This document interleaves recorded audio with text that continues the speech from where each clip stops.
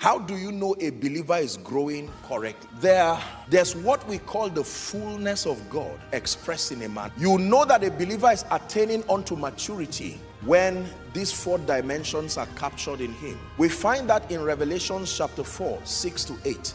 He talks about the creatures having 4 faces. These 4 faces represent the various dimensions that must evolve in a believer if you are to represent the program of God fully.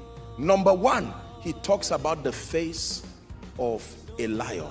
This talks about the dominion aspect of the believer's life. Jesus himself associates himself with the lion.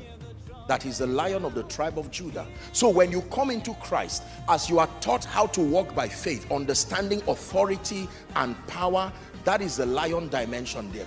Now, the danger is if you remain as a lion alone, the side effect is pride. It is dangerous to be the lion alone, because even the gathering of lions is called, and the last time I checked, pride goes before a fall.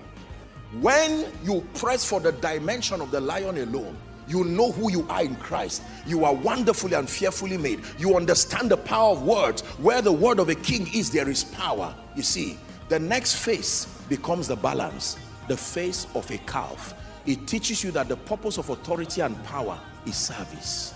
If that dimension is not interwoven in your training, you will produce an arrogant people who know who they are, but with it they will cause so much trouble in the church. I tell you what to introduce. You need to teach them service.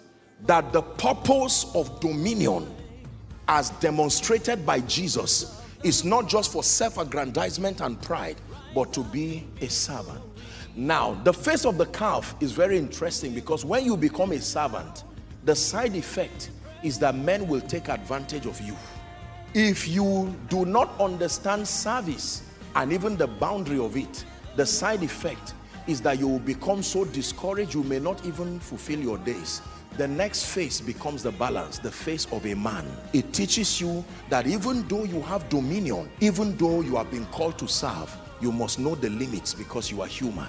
Because that dominion training stops you from crying, but this other face tells you it is okay to cry. But then when you know you are human, the side effect is you will allow Satan to wreck your life, because you will excuse everything that happens in your life. The justification will be I am. You will not take the responsibility that evolves you into a king, a priest, a man, a woman of power. Then he balances it with the last face. He says you are divine even though you are human.